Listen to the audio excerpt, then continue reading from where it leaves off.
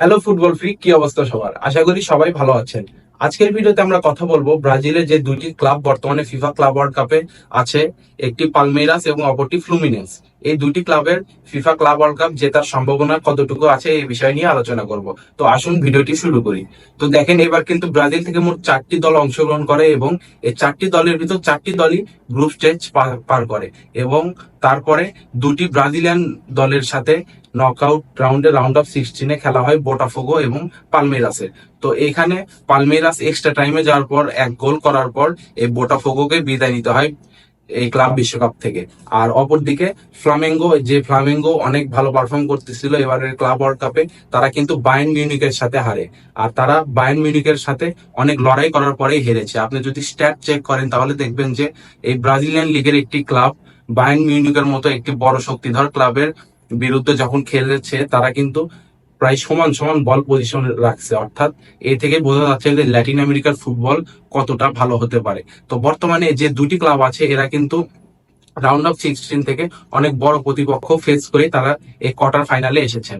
একটি inter Milan, এই Fluminense inter মিলানকে হারিয়ে দেওয়ার পর তারা রাউন্ড অফ 16 থেকে কোয়ার্টার ফাইনালে কোয়ালিফাই করে। আর ইন্টার মিলান বর্তমানে কেমন টিম এটা কিন্তু আপনারা সবাই জানেন। এই ইন্টার মিলান যারা কিনা এবারে চ্যাম্পিয়ন্স লিগের রানার আপ, এই চ্যাম্পিয়ন্স লিগের রানার আপদের 2-0 গোলে হারিয়ে এই ফ্লুমিনেন্স কোয়ার্টার ফাইনালে চলে আসে।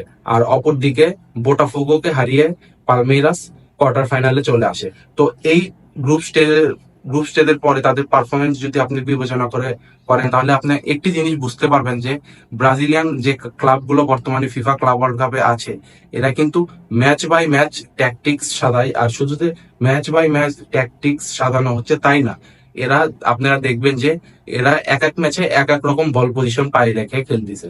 যেমন ফ্লুমিনেন্সের কথায় আসি, ফ্লুমিনেন্স কিন্তু ইন্টার মিলানের বিপক্ষে মাত্র 33% বল পজিশন ধরে রাখতে পারছে।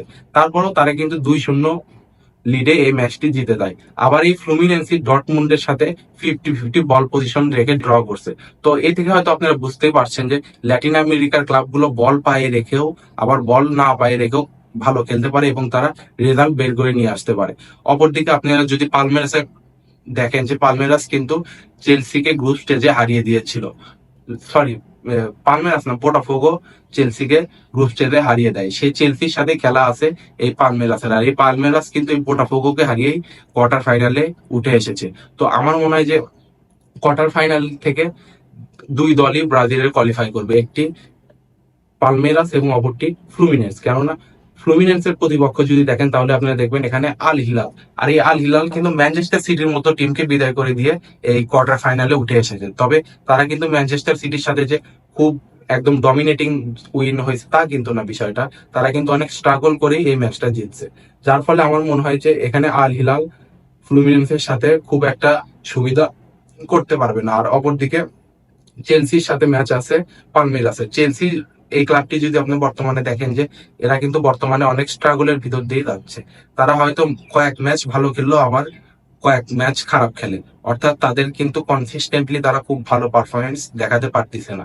তো আমার মনে হয় দুটো ব্রাজিলিয়ান ক্লাবই সেমিফাইনালে যাবে এবং আলটিমেটলি সেখান থেকে একটি ক্লাব ফাইনালে যাবে। তো অন্য গ্রুপে যদি আপনি দেখেন যে অন্য ব্র্যাকেটে যে 4টি দল আছে বর্তমানে, Bayern Munich, Paris Saint Germain, Dortmund আর রিয়াল মাদ্রিদ। এই ব্র্যাকেটের খেলাগুলো কিন্তু অনেক এক্সাইটেড হতে যাচ্ছে। কেননা পিএসজির সাথে ম্যাচ আছে বায়ার্ন মিউনিখের, আর ওইদিকে রিয়াল মাদ্রিদের ম্যাচ আছে ডর্টমুন্ডের সাথে। তো রিয়াল মাদ্রিদ হয়তো ডর্টমুন্ডের সাথে জিতে যাবে, তবে এই পিএসজি আর বায়ার্নের ম্যাচটি কিন্তু অনেক এক্সাইটেড একটা ম্যাচ হবে। কেননা পিএসজিও বর্তমানে ইউসিএল উইনার, আর বায়ার্ন মিউনিখও কিন্তু বর্তমানে মোটামুটি ভালোই ফর্মে আছে। বিশেষ করে তাদের forward Harry Kane, Michael Olise, Jamal Musiala এরকম অনেক ভালো ভালো প্লেয়াররাই কিন্তু বায়ার্ন মিউনিখের আছে।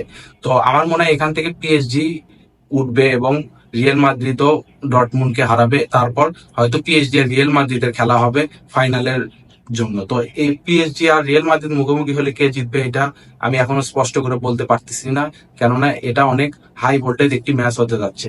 তো আমার মনে হয় আলটিমেটলি রিয়াল মাদ্রিদই ফাইনালে যাবে, আর রিয়াল মাদ্রিদের প্রতিপক্ষ হিসেবে তারা একটি ব্রাজিলিয়ান ক্লাবকে পাবে। আর ব্রাজিলিয়ান ক্লাবের বর্তমানে কতটুকু সম্ভাবনা আসলে আছে এই ফিফা ক্লাব ওয়ার্ল্ড কাপ জেতার, সেই বিষয়ে এখন কথা বলবো। তো দেখেন, ব্রাজিলিয়ান টিমের সাথে কিন্তু ইউরোপের টিমের খুব একটা খেলা পড়ে না। অর্থাৎ রিয়াল মাদ্রিদ বলুন, প্যারিস সেন্ট জার্মান বলুন, এরা কিন্তু খুব একটা বেশি এই ব্রাজিলের লিগের দলদের সাথে খেলার সুযোগ পায় না। আর যেটি এটার ফলে কিন্তু একটি ডিসঅ্যাডভান্টেজ তারা পাবে, কেননা ইউরোপের যে টিমগুলো আছে আপনারা যদি দেখেন যে এই প্যারিস সেন্ট জার্মান অথবা রিয়াল মাদ্রিদ, এরা কিন্তু প্রতিপক্ষকে অনেক ভালো করে স্টাডি করে এবং তাদের প্রতিপক্ষর সাথে এর আগে অনেক ম্যাচ তারা খেলছে, যার ফলে তারা কিন্তু তাদের প্রতিপক্ষকে বুঝতে পারে। তবে এই ব্রাজিলের ক্লাবকে কিন্তু তারা খুব একটা ভালোভাবে চিনে না। আর ব্রাজিলের ক্লাবরা কিন্তু অনেক ফিজিক্যাল ফুটবল খেলে, যেটি রিয়াল মাদ্রিদের একটি সমস্যা হতে পারে। শুধু রিয়াল মাদ্রিদ না, যে ক্লাবই আলটিমেটলি ফাইনালে আসুক তাদের এটি সমস্যার কারণ হতে পারে। তো ফাইনালটি আমার মনে হচ্ছে অনেক জমজমাট হতে যাচ্ছে। আর এখনো আমার মনে হয় 50-50 চান্স আছে কোনো ব্রাজিলের টিমের ফিফা ক্লাব ওয়ার্ল্ড কাপ জেতার। তো আপনার কি মনে হয় যে ফাইনালে কোন দল উঠবে এবং কারা আলটিমেটলি চ্যাম্পিয়ন্স হবে? কমেন্টে অবশ্যই জানাবেন। আর আমাদের ভিডিও যদি ভালো লাগে সাবস্ক্রাইব করে আমাদের পাশে থাকবেন। ধন্যবাদ।